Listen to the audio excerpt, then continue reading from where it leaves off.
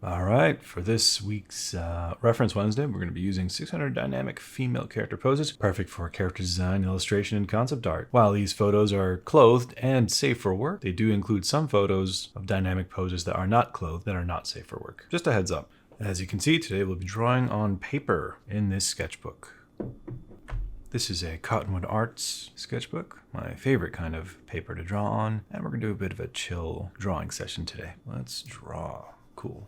All right, let's see. I haven't drawn on paper in a while. I'm going to keep this small, somewhat gestural. Just looking for the basic shapes that are easy to copy as the warm-up. And we can get more specific with form and structure later if we so choose. Let's bring the mic a little closer. Okay. Alright, so we have the head actually going further past that shoulder there, kind of aligning with that right here. So we're going to make sure we just draw just a quick line right there to indicate that. I have a negative shape of a C curve here, going up to the cranium, like that.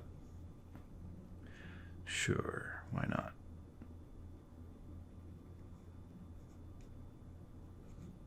Alright, don't want to get too carried away by drawing only the face and the head. Let's go down over here. So we got the arm holding a sword. Just going to do a quick line. When I'm drawing straight lines like this, I'm not going to be using just my wrist. Or usually I anchor my hand here and then draw like that. But if I'm going to draw a line that's longer, I'm going to anchor it here and use the motion of the full wrist rather than just the motion of the fingers. And of course, if the paper was bigger, I'd do that to my elbow. And if bigger than that, I'll use my shoulder. So I guess I'm using my kind of elbow area, not my wrist. So the fingers, wrist, elbow. And this is actually a mix of kind of, it's just the elbow. Because I can't make a line that straight with just my wrist. And we did it a little bit too low. I was not paying attention. That's fine. She's going to have a double-bladed sword now.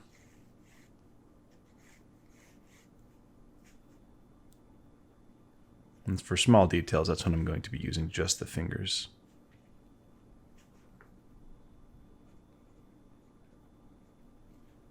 All right, cool.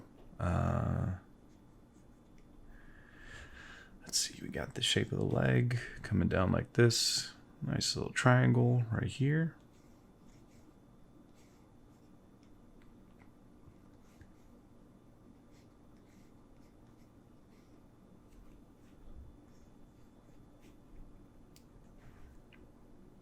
All right, definitely drew that too big.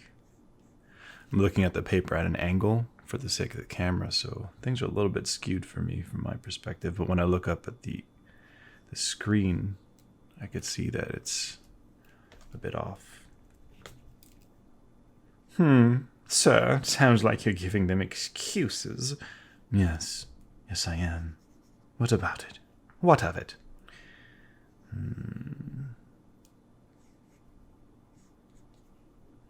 All right, cool. So let's draw in the lower area of the leg.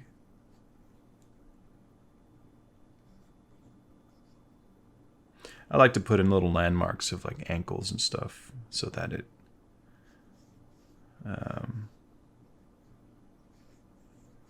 acts as a sort of landmark for placing other shapes.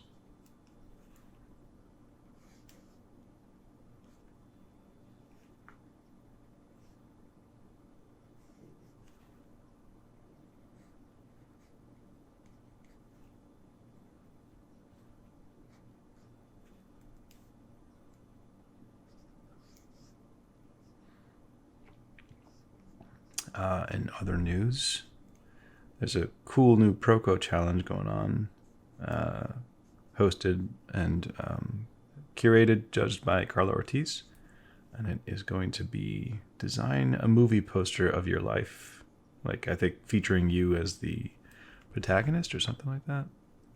Very cool concept. I might join up, not to compete, but just to kind of make some artwork for it, to promote it or something. But I'm imagining it could be some kind of Drew Struzan style movie poster, like Indiana Jones, Star Wars, back when Star Wars was good, and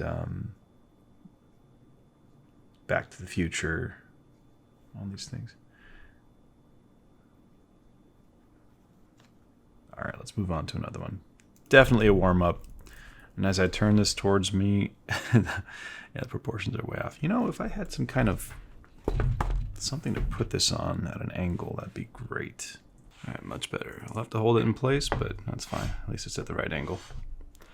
Proper angle. It's not a right angle. Huh. That's cool. What do we got? We'll construct this one a little bit. I'm going to start with a kind of shape that's kind of like a box. I'm going to keep it small. That's the hip area. And for the rib cage, I'm going to go up a little bit like that. Also three-dimensional. Think of that part like an egg. And then you have the arm, the other arm starting here. Don't see much of that. Let's put the sword in real quick like this. Now the hand, you might be tempted to like put it way out here because it seems like it's being extended, but visually it's foreshortened and overlapping the hip area. Well, just above the hip area.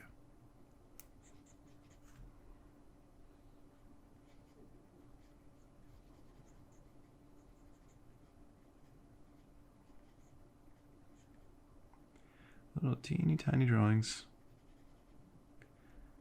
When you draw small, you can kind of see the whole picture more easily, as opposed to zooming in and starting with the ear and hoping that you get your gesture right.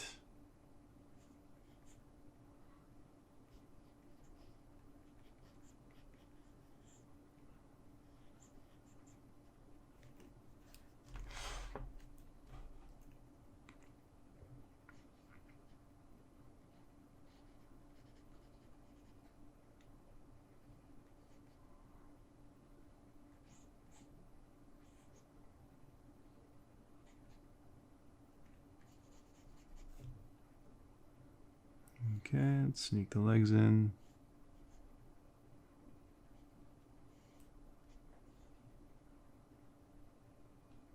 They're anchored directly below the hand there. Let's move the mouse.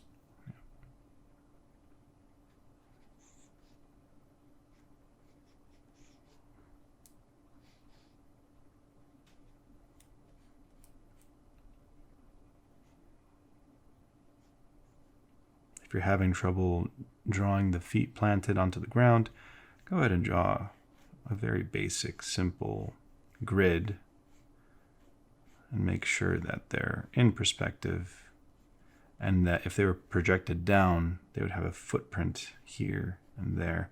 And you could even shade that in, call that a shadow. Well, that's kind of what we're seeing in the reference there.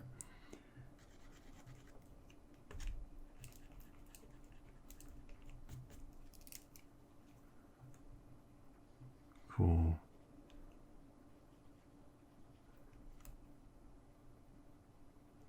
All right, the angle of the eyes is like this, so I need to adjust this a little bit.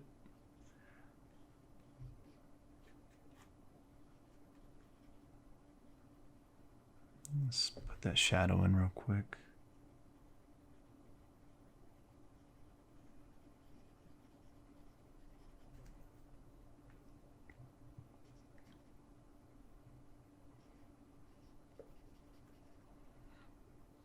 Rumor has it that Cynics might be hosting another Chroma Core challenge. Uh-oh. More details in July.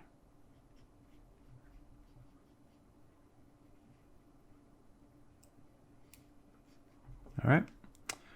Immediately I can tell that I drew the head way too small and way too much this way. As you can see in the reference, the head is further out than what I have here. So I'm going to actually go ahead and erase this and redo it. Oh no, that's cheating. You're not gonna learn anything if you use the eraser. Okay, buddy. You have no friends.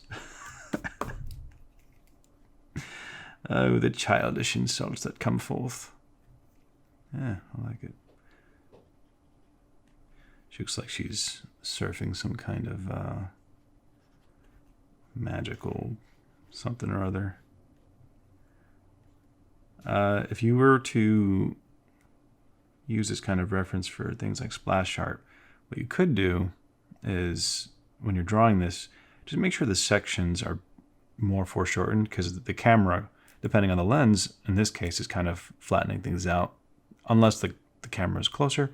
So if you're going to draw this, just make the hand bigger, the forearm bigger, and have it overlap more over the other parts, just to emphasize that dynamic position, pose. All right, we certainly strayed from the reference a little bit here. It's perfectly fine. The things that we shall all discover together. Did I just draw it in the same exact spot? No, I mean, it's a little bit bigger. It's fine. Now I just feel like everything else is out of proportion. Man, going back to pencil or traditional after spending a lot of time in the digital art world will take time, I believe.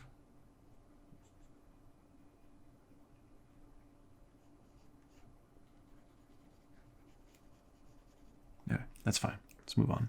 All right, that's a cool one. And go ahead and make this bigger on the screen. And still keep the drawing pretty small. I'm going to be more loose with this one. I'm not going to be constructing, but instead going for a more gestural approach. Just very loose, nothing too solidified. Just going with that S-curve setup of curves going into each other. Definitely a far more enjoyable process for me. There are many ways to do all of this, of course. There is no one right way. And to imagine an entire universe of possibilities.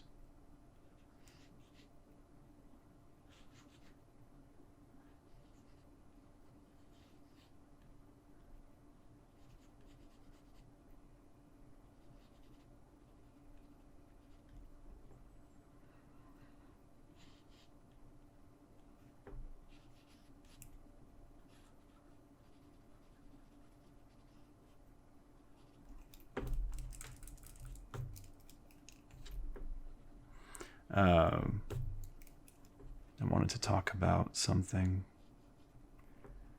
going on in the art population. Oftentimes people use the phrase art community. I don't know. I don't think that's an accurate way to put it, because that implies we're all in the same place. But rather, I think we're an art population on the planet rather than a community. Because there are so many different kinds of art and styles and genres and whatever. Anyway, Sam Does Art made a video recently, I think yesterday actually, about unsolicited critiques, and I fully agree with everything he said. Critiques are important, especially if you're learning and figuring stuff out. I learned a lot from the critiques I got from my teachers, from my peers, professionals, art directors. I can't take full claim of everything I know, so critiques are very valuable. Fair enough. Also, you can learn a lot on your own too, but that's not the point. Unsolicited critiques, like going on to Instagram or ArtStation and saying your thoughts on the head's too big, or I don't like this style, or your other work was better, I'm disappointed. Like any given slew of comments of either disapproval or you might even have good intentions, like, hey, this is cool, but I think your lighting is off, you need to do this, blah blah blah blah. If the artist didn't ask, shut the hell up. Don't go in there and start giving critiques. If they didn't ask, don't say anything. Just shut up. Honestly, like you're actually annoying. Because I see this happening to, especially smaller artists who are just, as Sam mentioned, just trying to get out there and get over the fear of posting online. And here comes Mr. 4chan or something who, read some books on Loomis and like, dude, no one cares. No one wants to hear your opinion unless they're asking for it. Grow up. And it's I see it totally as a kind of childish need to have control and a need to be right about things, and they feel like their way of doing that is having their say on people's public work. And the irony is, almost every time I see this, I'll look at the person who's doing the unwanted critique, and I'll look at their work, and they're either a private account or it's not even remotely good, so it's just like, what right do you have? Anyway, sorry. No, I'm not sorry, but I will get angry at things like that and express myself as I see fit. And if you're one of those people who do that, just stop. This isn't a game about who's right and wrong in the social media sphere. Get over it. Like you think you're helping, but nobody. You might even say, well, if you can't take a critique, then you're too soft, and blah, blah, blah. That's not the point. If we are to become a community of artists rather than just a population of random artists existing throughout the world, we have to have common decency. You don't go around, projecting your own insecurities onto other people's work. I don't know, man. I do know, and I don't approve of it.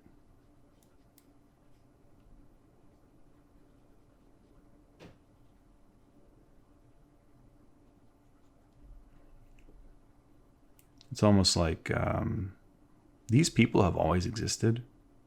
And I certainly, absolutely, was one of those people a long, long time ago when I was a younger goofball. And so I can at the very least empathize with it at the moment. But at this age, I just won't tolerate it. It's,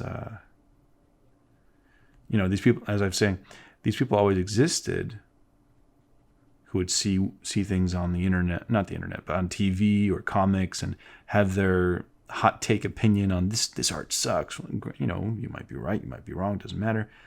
But it was kept to themselves or among their friends. God, talking about all this, I'm drawing this head wrong every time. And now with social media and the internet, you have these people who think they're entitled to walk around and dismissing people. I like this. I don't like that. This is dumb. Like, dude, no one asked. It's like, if you don't like something, unfollow, unsubscribe, keep scrolling. Who cares? Move on.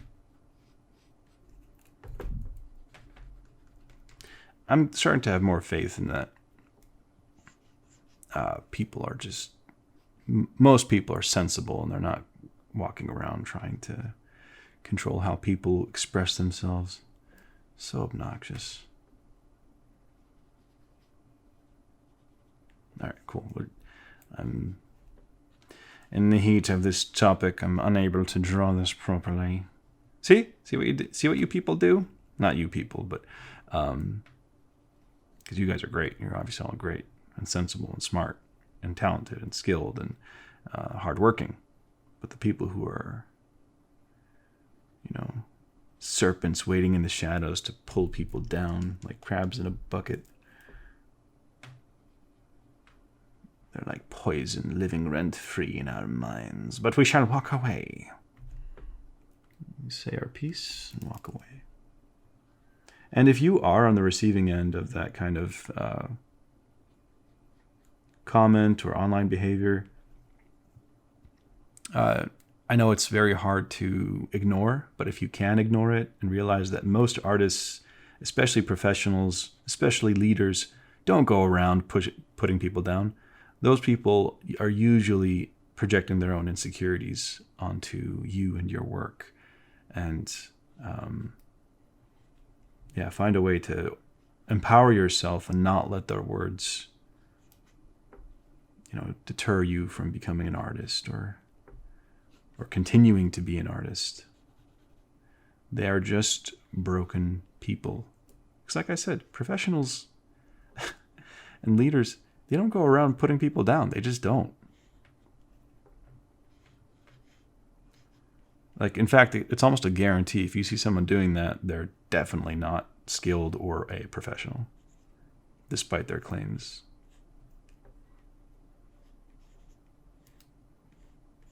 All right, let's move on. Oh, that's cool. Oh, man.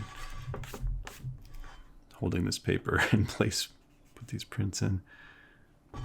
Let's go over here.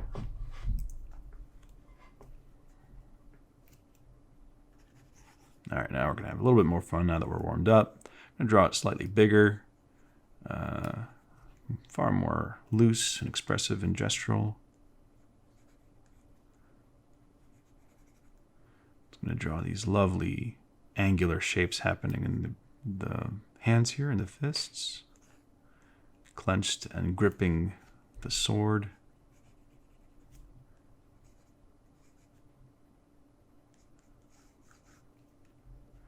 Okay, I got that shoulder going over like this. Very cool.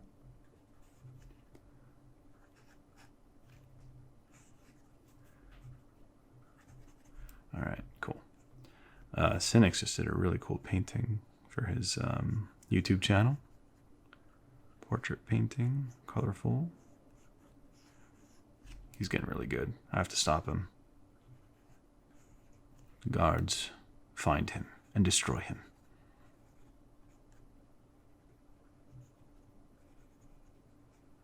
Okay, let's go loose, indicative, indication.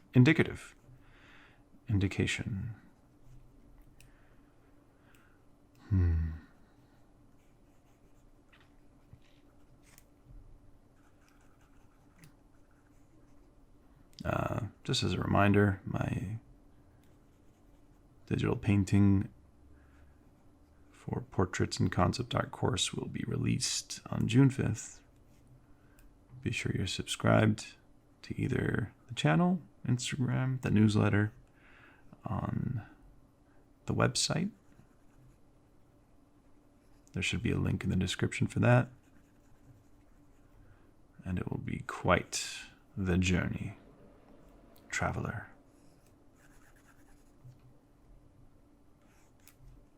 I'm just going around all day, drawing the heads way too small or way too big. I can't even tell anymore.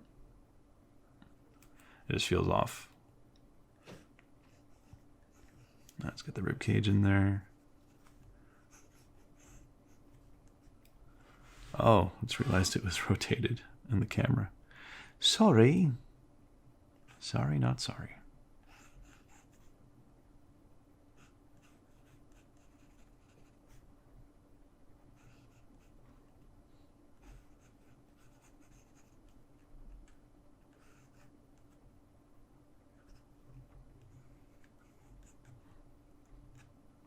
Right, cool.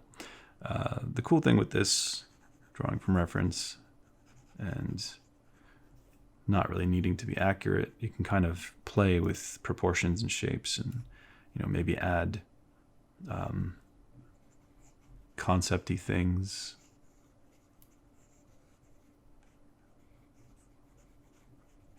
It doesn't have to be in adherence with the reference precisely.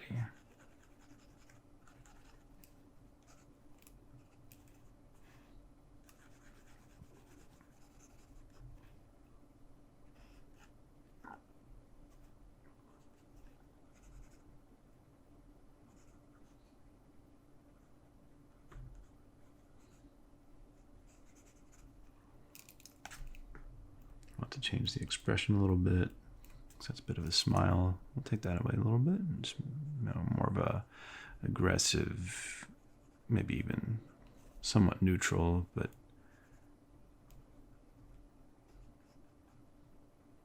just a different vibe here.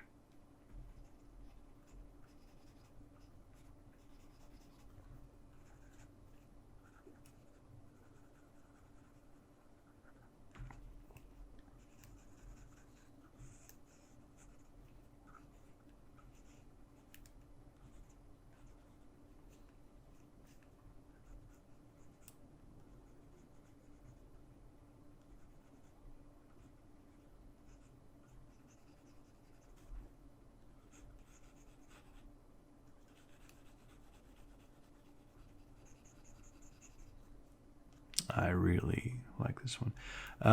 There are, certain things that you should know about drawing the elbow, because oftentimes we might just put a circle and call it an elbow, but there are actually apex landmarks. So you have, if you're looking at the reference, a peak here, another one here, and it goes up and it turns into the, I think that's the, let's see, extensor carpi radialis twisting over, pushing up into the silhouette. And then you have another peak here. So be sure you're getting them somewhat right, so it looks like it's not just a little ball. And you could even, change the scale, zoom in, and look at them as mountain peaks so that you really get a good feel for the relationship between each one of these little apexes.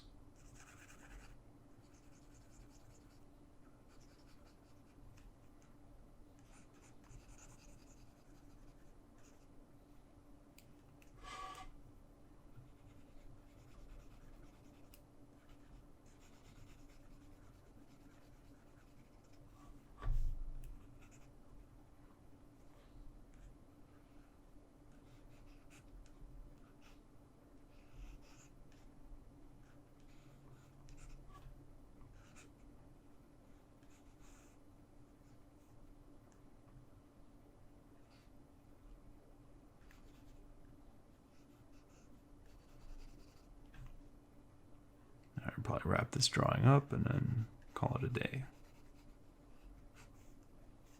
Well, a morning, because I still have a lot of work to do today. Finishing up the edits on the course.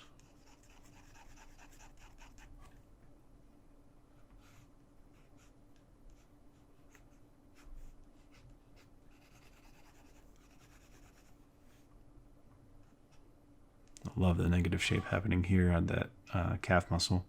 It's going up into the biceps femoris and the semitendinosus of the backside of the upper leg as the calf muscle goes in there. Same kind of treatment with the knee as we did with the elbow. We're looking for these apexes. You have the quadriceps making an apex right here, and then you have the actual cap, well, the kneecap here. It goes down a bit. There's a tiny little bump there again, and then I believe it kind of goes into the hallucis longus muscle in the front, depending on which side you're looking at. But the quadricep actually connects to the hip bone, goes all the way over the kneecap, and actually connects to the, I believe, tibia. I did get a question recently of, is it important to know the names of all these things? No, I mean, not really. If you understand the forms, you can call them, oh, that's the football muscle, or that's the bell-shaped muscle. That's fine too. It just helps to know a lot of the muscles so that if you want to look it up and be more specific or clarify things, knowing the names can help with that. But it's not absolutely 100% necessary. Personally, I would recommend it, but you're not going to die without it. Oh God, that's a tiny, tiny foot. Something about the foot, if you see the distance of the lower leg, the foot is almost always the size of half of that. So it should be about that. And as we can see, this is kind of small. It should be a little bit longer.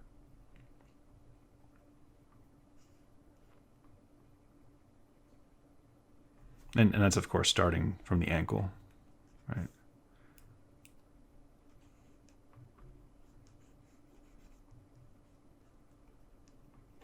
So you can kind of measure by the distance of the bottom of the foot, not necessarily this here.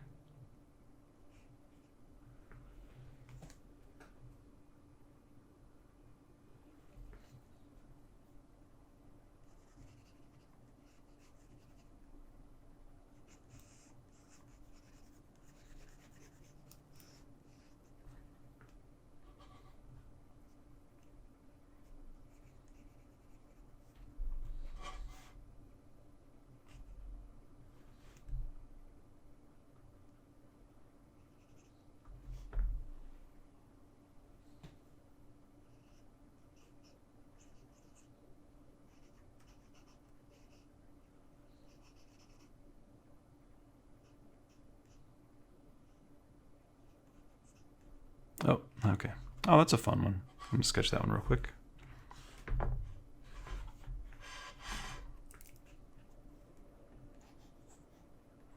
Now, Ethan Becker just did a video on this, breaking down the legs, thighs area.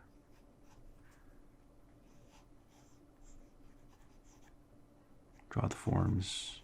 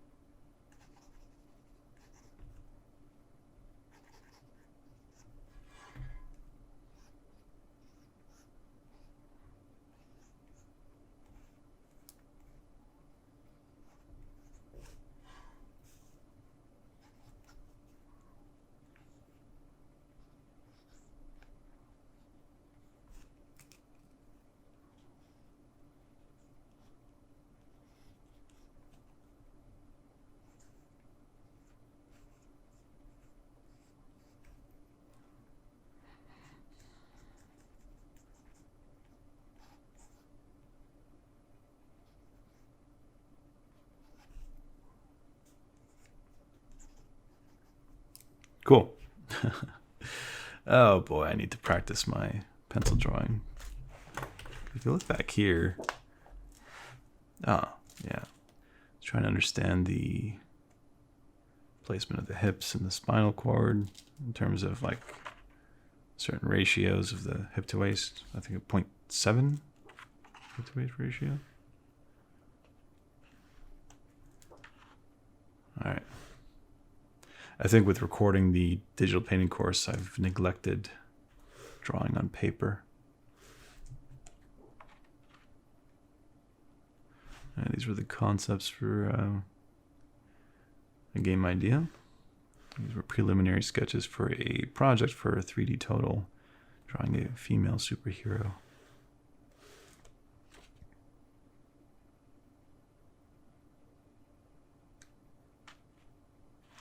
No, this is from a YouTube video. This is not meant to be a sketchbook tour. Anyway, cool. Thanks for watching. Be sure to subscribe, hit the like button, all that stuff. Sign up for the newsletter on the course website, and we'll be updating all that and launching June 5th. Cool. I'll see you later.